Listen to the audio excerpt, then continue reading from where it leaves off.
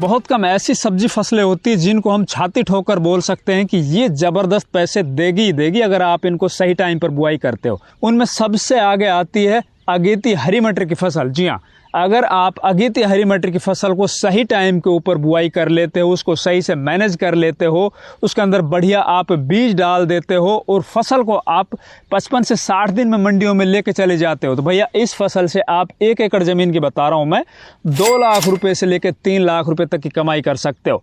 लेकिन इसके पीछे का एक और सच है, हमारे देश के अंदर बहुत कम किसान है ना, वो अगेती मटर को अच्छे से सर्वाइव करा पाते हैं, अच्छे से उसका उत्पादन ले पाते हैं। बाकी अधिकतर किसान क्या है, वो देखा देखी अगेती मटर की बुआई तो कर देते हैं, लेकिन वो किसान अपने अगेती मटर के अंदर सिवाय नुकसान के कुछ नहीं कमा पाते हैं।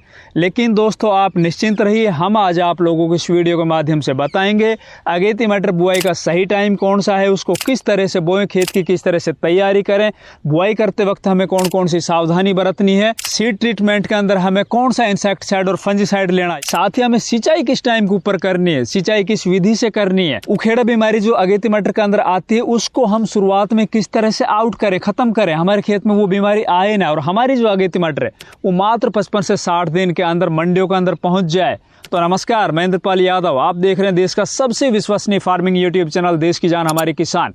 अगर अभी तक इस चैनल को सब्सक्राइब नहीं किया है तो प्लीज चैनल सब्सक्राइब कर लो, साथ ही वीडियो को लाइक और शेयर करना बिल्कुल मत भूलिएगा भैया। तो दोस्तों सबसे पहले अपन बात करते हैं अगेती मटर बुआई का सही समय क्या। अगर सही समय के ऊपर आप बुआई करते हो तो डेफिनेटली आपके अगेती मटर है ना अच्छा उत्पादन देगी। देखिए अगेती मटर की जो बुआई है ना वो अगस्त से स्टार्ट हो जाती है हमारे देश में। अगस्त, सितंबर, अक्टूबर, नवंबर और दिसंबर तक, ये 4-5 महीने हमारे देश के अंदर मटर की बुआई होती है।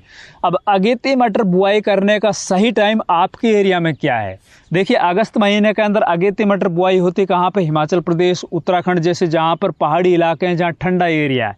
अगर आप उत्तर भारत में रहते हो, हरियाणा, पंजाब, राजस्थान, उत्तर प्रदेश और देश के दूसरे हिस्से जैसे कि बिहार है, मध्य प्रदेश है, महाराष्ट्र है, कर्नाटक है, इन क्षेत्रों के अंदर अगर आप रहते हो तो आपको अगेती मटर बुआई करने से पहले अपने एरिया का टेम्परेचर देखना होगा। अगर आपके एरिया का टेम्परेचर 28 से 30 डिग्री के बीच में दिन वाला टेम्परेचर, और लगातार ऐसा नहीं किसी एक दिन है और दूसरे दिन वो बढ़ जाए, क्योंकि टेम्परेचर थोड़ा कम ही रहता है लेकिन उसके बाद फिर टेम्परेचर बढ़ जाता है। आपको ये देखना है कि मौसम खुला हुआ है 2-4 दिनों से, फिर उस टाइम के ऊपर हमारे यहाँ का टेम्परेचर दिन का 28 से 30 डिग्री है, तो उस टाइम के ऊपर आप अगेती मटर की बुआई कर दीजिए। अगर महीने की बात करें कि भैया किस महीने के अंदर किस तारीख से हमें बुआई करनी, तो 20 सितंबर के बाद, शायद अब की बार 2025 की बात कर रहा हूं मैं, शायद 20 सितंबर के बाद आप देश के मैदानी हिस्सों के अंदर, निचले हिस्सों के अंदर आप अगेती मटर की बुआई कर सकते हो। बाकी मध्य प्रदेश जैसे इलाकों के अंदर थोड़ा पहले भी बुआई करते हैं। खाचरोद जैसे इलाके हैं जहाँ पर बहुत बड़ी तादाद में अगेती मटर होती है। 20 सितंबर से लेकर और 10 अक्टूबर के बीच का जो दिन है ना, ये अगेती मटर के लिए एकदम मुफीद है भैया। इस टाइम के ऊपर आप बुआई कीजिए। फिर बात आती है भैया हमें मटर की बुआई करने से पहले खेत की किस तरह से तैयारी करनी है। जिस तरह से टेम्परेचर अगेती मटर के अंदर बहुत ज़्यादा इंपॉर्टेंट है, उसी तरह से खेत की तैयारी भी बहुत ज़्यादा इंपॉर्टेंट है, बहुत महत्वपूर्ण।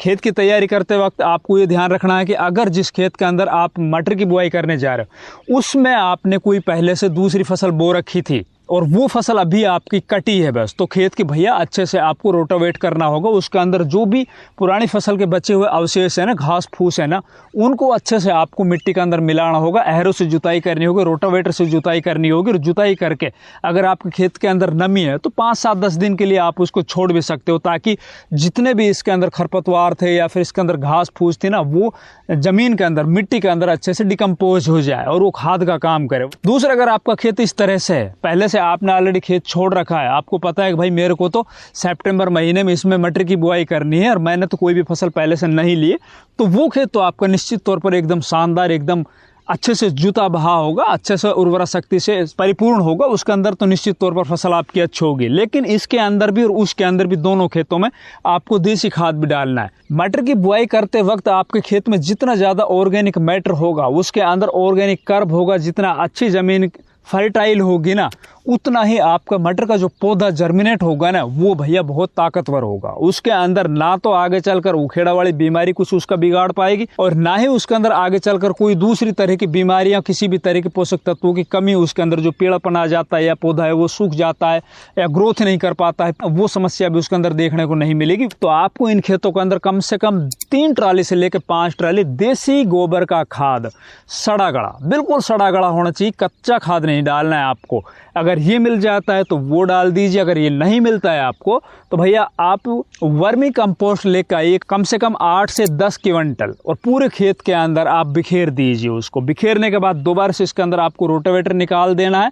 फिर आपको क्या करना, अगर आपके खेत के अंदर अच्छे से नमी है, बरसातें हुई उस टाइम के ऊपर तो ठीक बात है, अगर बरसातें नहीं हुई, खेत आपका सूख चुका है, जमीन में बिल्कुल भी नमी नहीं है, तो इसके अंदर आपको पड़ेवा करना भैया। पड़ेवा करके अगर आप मटर की बुआई करते हो तो निश्चित तौर पर आपका मटर है ना आगे चलकर टाइम से वो मंडियों के अंदर पहुंचेगा। अगर आप बुआई करने के बाद इसके अंदर सिंचाई करते हो तो उसके अंदर कहीं एक तरफ तो खरपतवारों की समस्या देखने को मिलेगी, वहीं दूसरी तरफ पौधा है ना वो अच्छे से ग्रोथ नहीं कर पाएगा, उन खेतों के अंदर उखेड़ा वाली प्रॉब्लम भी आपको ज़्यादा देखने को मिलेगी।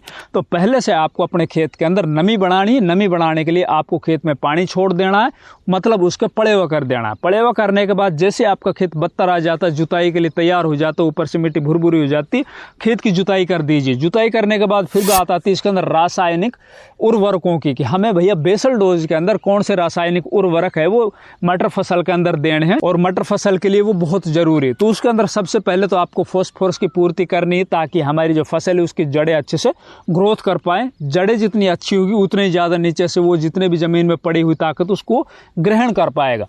तो उसके लिए हमें एक बैग पूरा 1 एकड़ जमीन के अंदर डीएपी का ले लेना।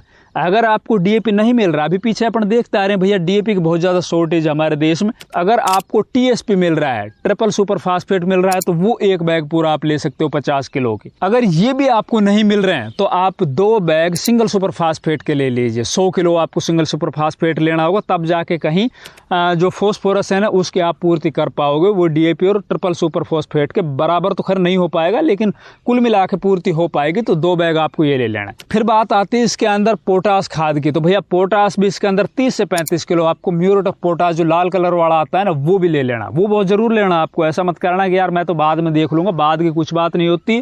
किसी भी फसल की जब आप बुआई कर रहे हो तो बुआई करते वक्त कितनी अच्छी और कितनी संतुलित मात्रा में आपने फर्टिलाइजर